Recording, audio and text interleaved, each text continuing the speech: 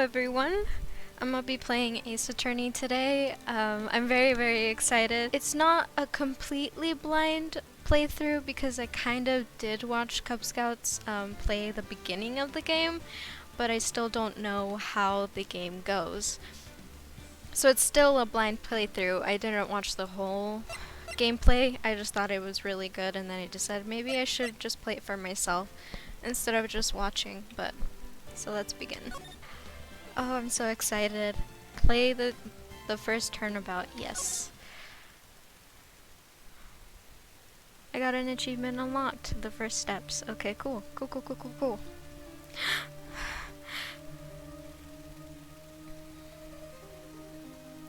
Okay, there isn't any voice acting. Okay. Damn it. Why me? I can't get caught. Not like this. Oh, it's a man. Okay. Someone like him. I'll make it look like he did it.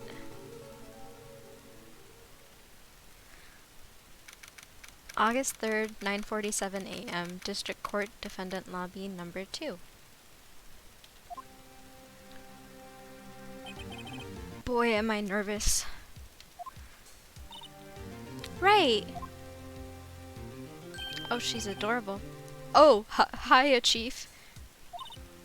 Phew, I'm glad I made it on time. Well, I have to say, Phoenix, I'm impressed. Not everyone takes on a murder trial right off the bat like this. It says a lot about you, and your client as well. Thanks. Actually, it's because I owe him a favor. A favor? You mean you knew the defendant before this case? Yes.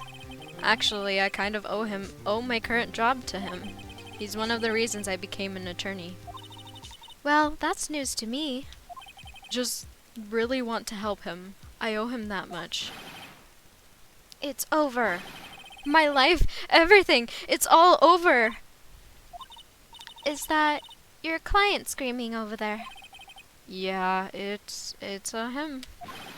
Death, despair, oh, I'm gonna do it, I'm gonna die. It sounds like he wants to die. Thank you, Mia. I would have not guessed that. Yeah. Nick! Hey there, Larry. Dude, I'm so guilty. Tell them I'm guilty. Give me the death sentence. I ain't afraid to die. What? What's wrong, Larry? Oh, it's all over. I'm finished. Finished. I can't live in a world without her. I can't. Who took her away from me, Nick? Who did this? Aw, Nick, you gotta tell me. Who took my baby away? The person responsible for your girlfriend's death. The newspapers say it was you. My name is Phoenix Wright. Here's the story. My first case is a fairly simple one. A young woman was killed in her apartment. The guy they arrested was an unlucky sap dating her. Larry Butts, my best friend since grade school. Our school had a saying, when something smells, it's usually the butts. Aw, that's rude. In the 23 years I've known him, it's usually been true. He has a knack for getting himself in trouble. One thing I can say though, it's usually not his fault. He just has terrible luck. But I know better than anyone that he's got a good heart. That, and I owe him one, which is why I took the case, to clear his name. And that's just what I'm going to do. August 3rd, 10 a.m., District Court, Courtroom number 2.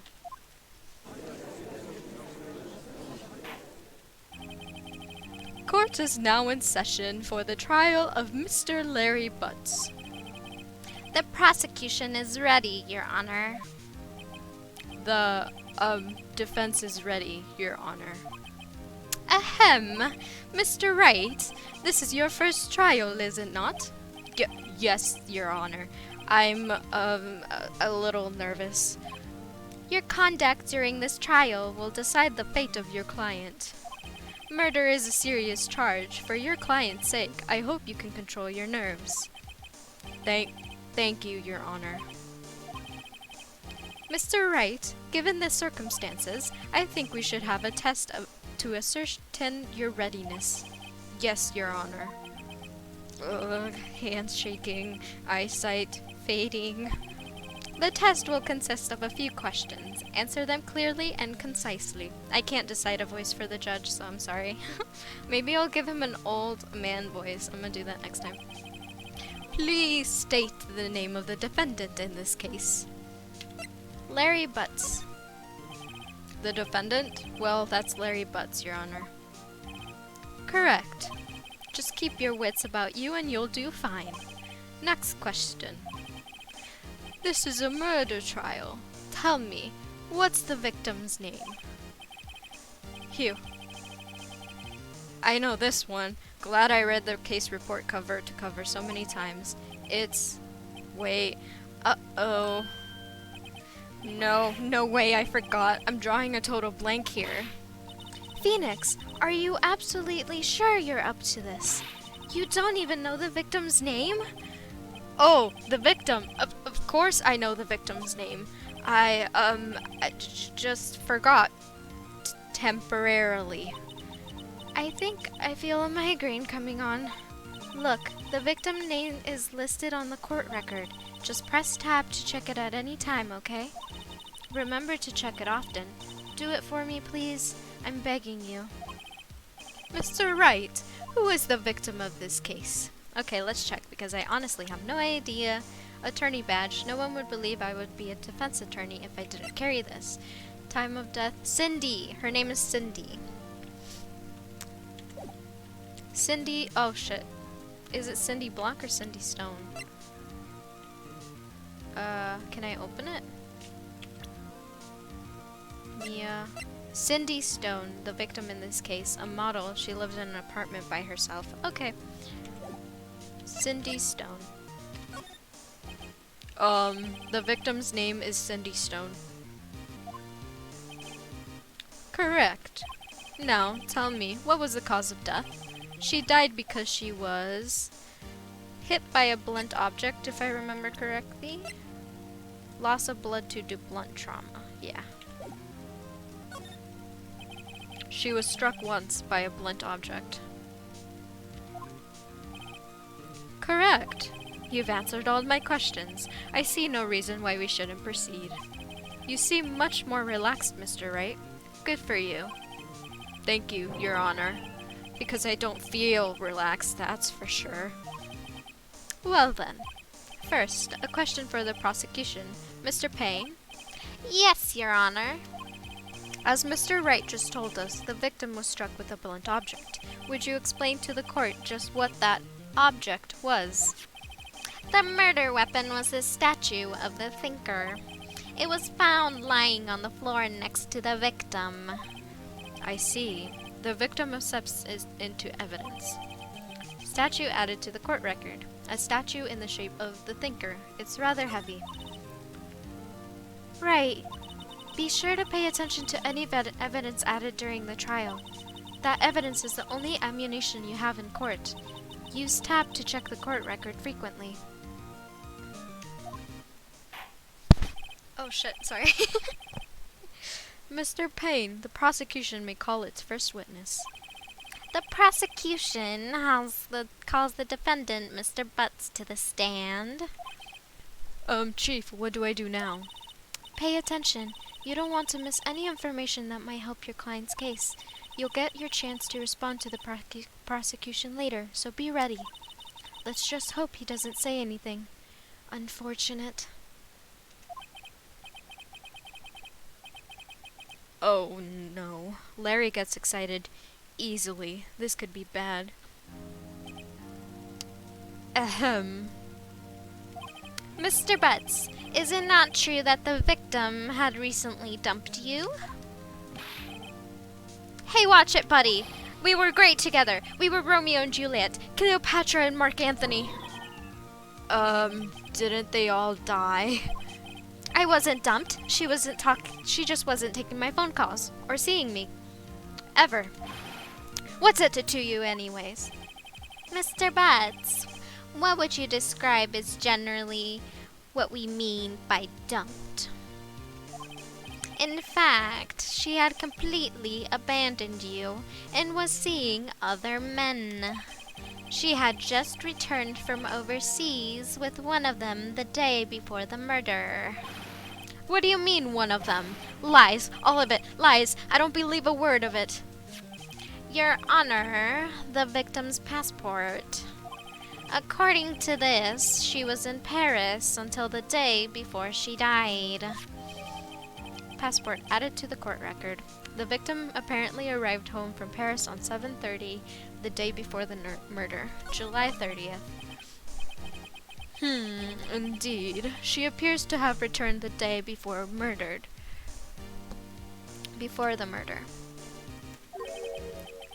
Dude, no way! The victim was a model, but did not have a large income. His voice is so annoying, but I like doing it. It appears she had several sugar daddies. I can't. Sugar daddies. Daddies? Sugar? Yes, older men who gave her money and gifts. She took their money and used it to support her lifestyle. Dude, we can clearly see what kind of woman this Miss Stone was. Tell me, Mr. Butts, what do you think of her now? Right. I don't think you want him to answer that question. Yeah, Larry has a way of running his mouth in all the wrong directions. Should I wait and see what happens? Let's stop him from answering. My client had no idea the victim was seeing other men. That question is irrelevant to this case. Oof, wince. Dude, Nick, what do you mean irrelevant? That cheating she-dog. I'm gonna die. I'm just gonna drop dead. Yeah, and when I meet her in the afterlife, I'm going to get to the bottom of this. Let's continue with the trial, shall we? I believe the accused motive is clear to everyone. Yes, quite.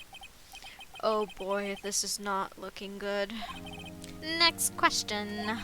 You went to the victim's apartment on the day of the murder, did you not? Well, did you or did you not? Well, maybe I did and maybe I didn't. Uh-oh, he went. What do I do? Let's stop him from saying anything. I'll send him a signal. Lie like a dog. Oh, okay, that was a bad choice, actually. That was a really bad choice. Well, see, it's like this. I don't remember. You don't remember? Well then, we'll just have to remind you. I got a bad feeling about this. We have a witness that can prove he did go to the victim's apartment that day. Well, that simplifies matters. Who is your witness? The man who found the victim's body just before making the gruesome discovery. He saw the defendant fleeing the scene of the crime.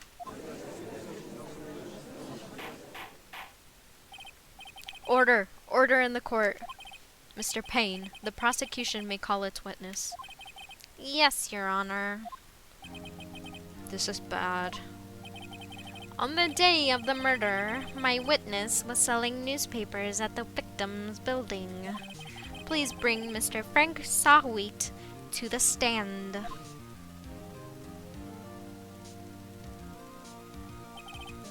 Mr. Sawheat, you sell newspaper subscriptions, is this correct? Oh yes, newspapers, yes. Mr. Sawheat, you may proceed with your testimony. Please tell the court what you saw on the day of the murder. Witness testimony, witness account. Okay.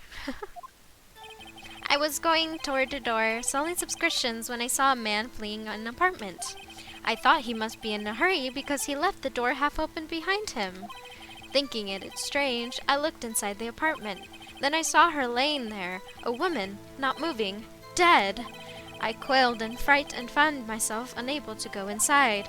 I thought to call the police immediately. However, the phone in her apartment wasn't working. I went to the nearby park and found a public phone. I remember the time exactly. It was 1 p.m. The man who ran was, without a doubt, the defendant sitting right over there. Okay, I can already see a couple things that are wrong with his testimony.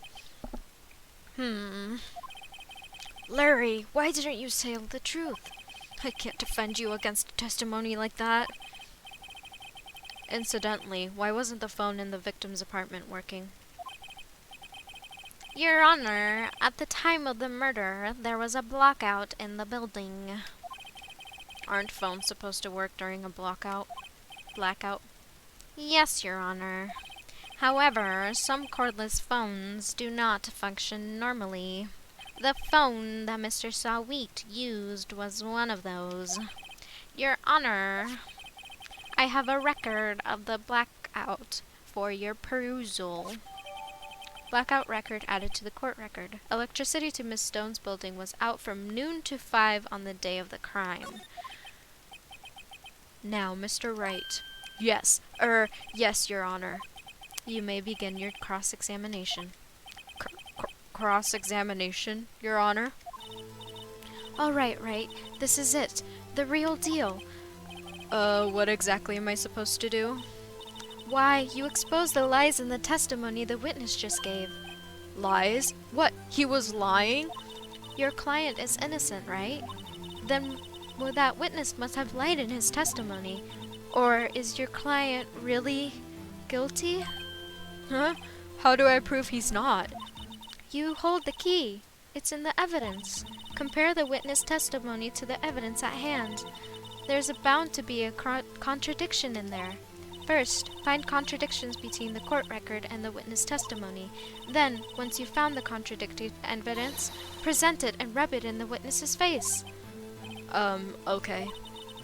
Open the court record with tab and then point out contradictions in the testimony. Alright. Okay, I got this. I know exactly what I'm gonna do. I was going door to door selling subscriptions when I saw a man fleeing the apartment. That's fine. I thought he was in a hurry because he left the door half open behind him. That's fine. Thinking it's strange, I looked inside the apartment. Then I saw her laying there, a woman, not moving, dead. Oh, hello, Corey Crush. Thank you so much for the raid. Welcome. I quailed in fright and found myself unable to go inside. I thought to call the police immediately. However, the phone in her apartment wasn't working. Okay, what time? Electricity to Mrs. Stone's building was out from noon to 6 on the day of the crime. That checks out. I went to a nearby park and found a public phone. I remember the time exactly. It was 1 p.m. This is what I was saying. Didn't she die at like 10? Time of death, 4 p.m. to 5 p.m. Present. Objection! You found the body at 1 p.m.? You're sure? Yes, it was 1 p.m. for certain. Frankly, I find that hard to believe. Your statement directly contradicts the autopsy report. Autopsy notes the time of death at some time after 4. There was no body to find at 1 p.m. How do you explain this 3-hour gap?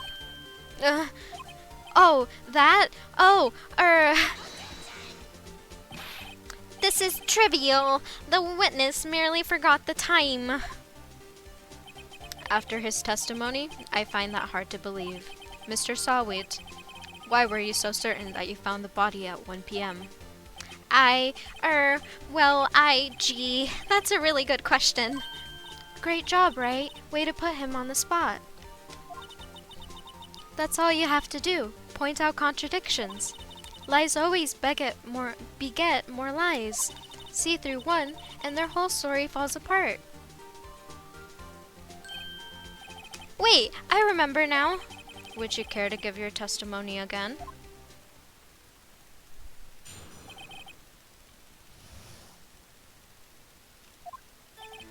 You see, when I found the body, I heard the time. There was a voice saying the time. It was probably coming from the television. Oh, but it was 3 hours off, wasn't it? I guess the victim must have been watching a video of a taped program. That's why I thought it was 1 p.m. Terribly sorry about the misunderstanding. Okay, wasn't there a blackout? So that's a lie. I see. You heard a voice saying the time on a taped program. Mr. Wright, you may cross-examine the witness. All right. Right. You know what to do. I've got this one. I got it. I'ma finesse this. Just watch. You see, when I found the body, I heard the time. There was a voice saying it. It was probably coming from the television. Bitch, there was a blackout, so that can't possibly have happened. Present. Objection! Hold it right there. The prosecution has said there was a blackout at the time of the discovery. And this record proves it.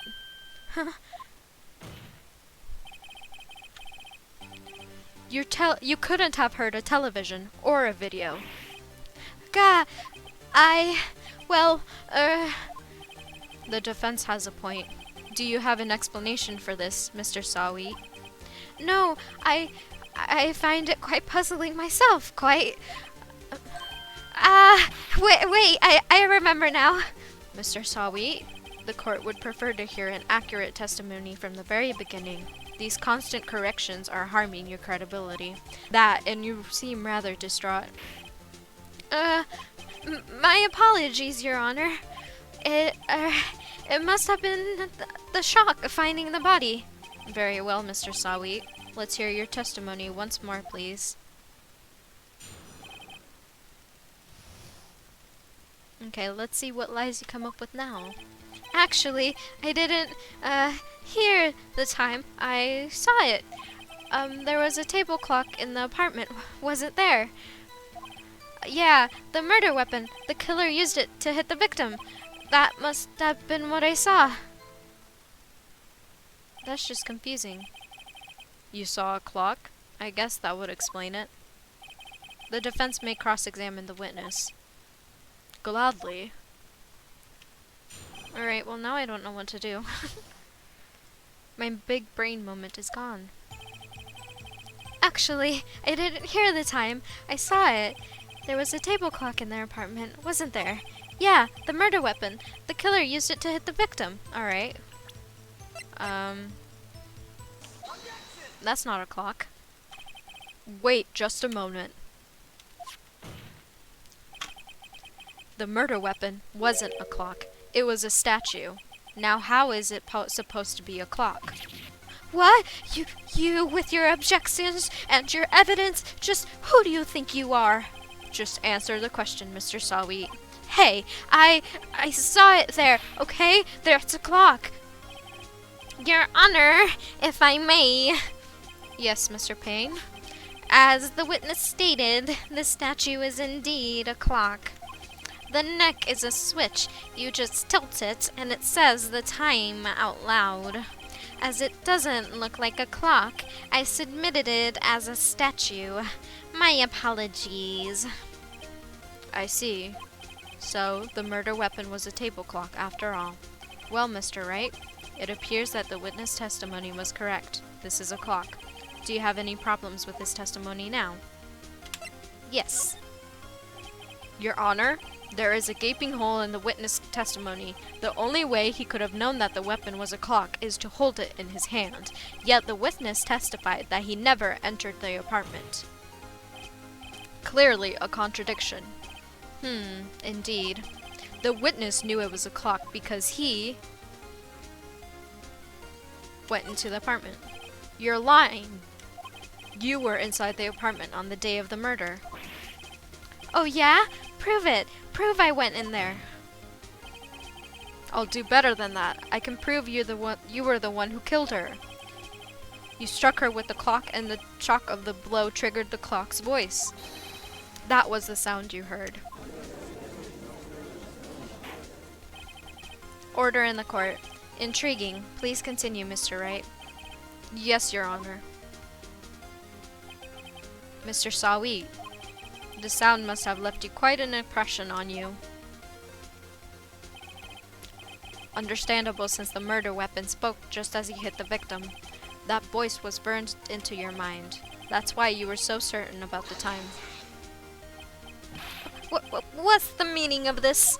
This is all baseless conjecture. Baseless? Just look at the witness' face. Would the witness care to elaborate? Did you strike the victim with the clock? That day, I never... Look, the clock, I heard, no, I mean, I saw,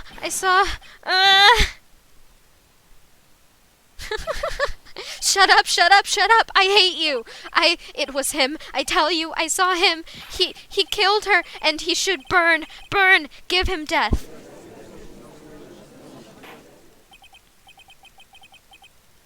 Order in the court, I say. Your Honor, a moment, please. There isn't a shred of evidence supporting the defense's claims. Mr. Wright, Your Honor, you claim that the sound the witness heard came from the clock. Do you have any evidence? The whole case is riding on this. I'd better think through it carefully. Your Honor, the sound Mr. Saweet heard was definitely this clock. A fact which is clear if you simply try the clock? Let's sound the clock now, here in this court. Your Honor, may I have the clock? I ask the court to listen very carefully.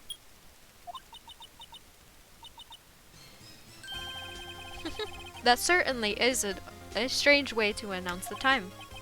Well, he is the thinker, after all. So, we've heard the clock. What are your conclusions, Mr. Wright? Mr. Payne, can you tell me what time it is now? It's 11:25. As you can see, this clock is exactly 3 hours slow.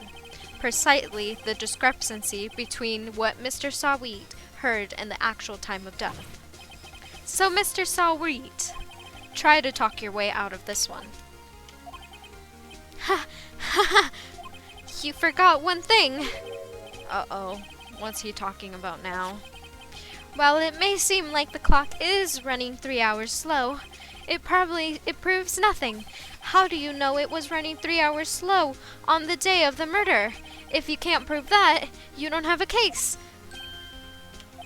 He's right. How am I going to prove that? Damn it, I was so close. Mr. Wright, it seems you lack the critical evidence to support your claim.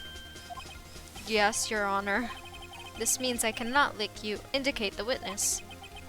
Unfortunately, this ends the cross-examination of Frank Saweet. I came all this way down here to testify, and look what happens. You treat me like a criminal. A criminal!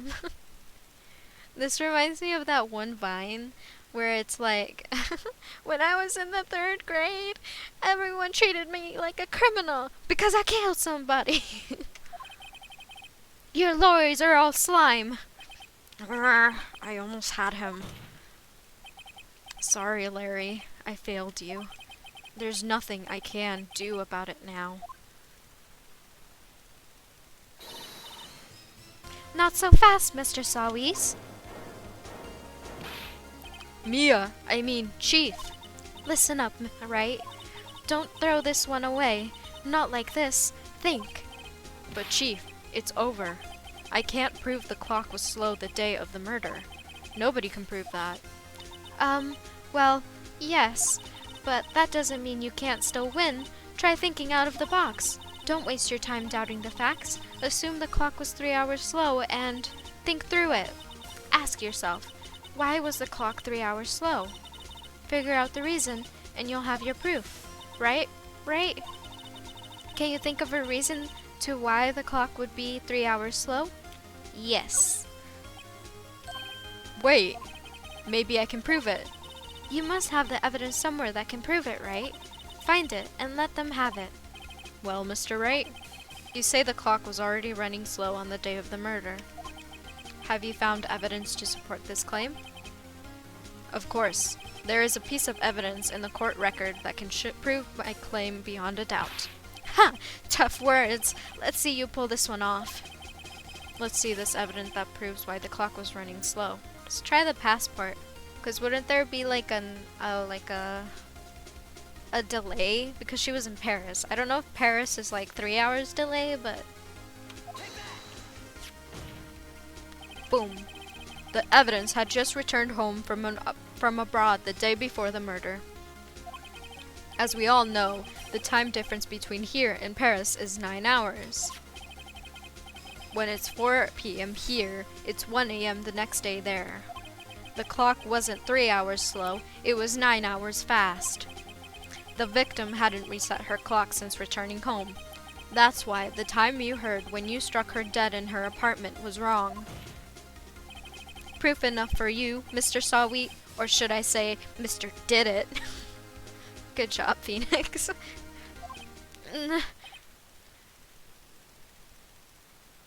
Oh, no, he fucking passed out. Oh, order! Order, I say. Good pun, I approve. Well, this case has certainly turned out differently than we all expected. Mr. Payne, your witness. He was arrested and has been taken away, Your Honor. Very well. Mr. Wright? Yes, Your Honor. I have to say, I'm impressed. I don't think I've ever seen someone complete a defense so quickly, and find the true culprit at the same time. Thank you, Your Honor. At this point, this is only a formality, but this court finds the defendant, Mr. Larry Butts, not guilty. Hell yeah, we did it, we did it, we did it, yeah, lo hicimos.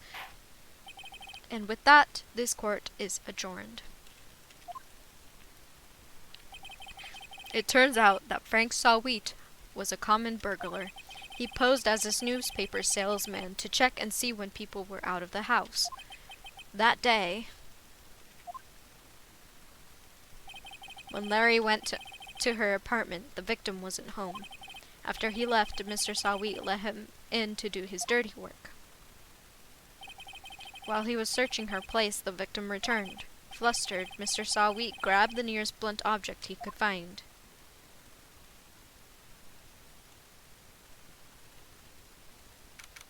August 3rd, 2:32 p.m., District Court Defendant Lobby Number 2. Phew, I still can't believe we won. Right! Good job in there. Congratulations. Thanks, Chief. I owe it all to you. Not at all, not at all. You fought your own battles in there. It's been a while since I've seen a trial end on such a satisfying note. I've never seen the Chief looking this happy. If she's this glad, imagine how Larry must feel. My life is over! Larry, you're supposed to be happy. Aw, Nick. Don't worry about me. I'll be dead and gone soon. Good. Wait, no, I mean bad, bad, bad, bad. Larry, you're innocent. The case is closed. But my Cindy Wendy's gone, man. Gone forever. Larry, she was nah. Never mind. Congratulations, Harry. Harry! Yes, you. I can practically see the headlines now. Harry Butts, innocent. Thanks. I really owe you one. I won't forget this, ever. Let's celebrate. Dinner? Movie? My treat. Oh no, I couldn't. Hey, I was the one who got you off the hook. Oh, hey! Here, take this. It's a present. A present? For me? Wait, wasn't this the evidence that... Actually, I made this clock for her. I made one for her and one for me. Really? You made this? Well, thank you. I'll keep it as a memento. Yo, Nick, can you believe it? I was so into that chick. And she was just playing me for a fool. Played you like a fucking fiddle, my guy. Don't that make you wanna cry? Larry. Are you so sure? Excuse me? I think she thought quite a lot of you, in her own way. Nah, you don't gotta sympathize with me. It's okay. Oh, I'm not just sympathizing, really. Isn't that right? Isn't that right? Don't you have something to show your friend? Something that proves how she felt about him? Huh? Yeah, right. What the heck is she talking about? I mean, she kept the thingy. Check this out, Larry. Proof positive that you weren't just some chump to her. Huh? What about that clock? This is the clock you made for her, Larry. And she took it with her when she traveled. Whatever, she probably just needed a clock, that's all. You think so? It's a pretty heavy clock to take traveling. ... Well, make of it as you will. Hey, Nick. I'm glad I asked you to be my lawyer. Really, I am. Thanks. Hope that made him feel a little better. Right? I hope you see the importance of evidence now. Also, hopefully you realize things change depending on how you look at them. People, too. We never really know if our clients are guilty or innocent. All we can do is believe in them. And in order to believe in them, you have to believe in yourself. Right. Listen, learn, grow strong. Never let go of what you believe in. Never. Well, I think our work here is done. Shall we be off? Yeah, I guess so. Say, how about dinner? On me? We'll drink a toast to innocent butts. Yeah. Oh, speaking of Harry, you were saying part of why you became a lawyer was because of him. Yeah, part at least. You'll have to tell me more about it sometime. Maybe over drinks? Ooh, she's interested. And so my first trial came to a close. Larry slapped me on the back and said, "Gee, Nick, it's good to have friends. But I'm pretty sure he's not going to pay us, unless you count the clock he gave to Mia." I didn't know it then, but that clock was soon going to be the center of another incident. And my promise to tell the chief about me and Larry would be one promise that I wouldn't be able to keep. Oop. That doesn't sound good.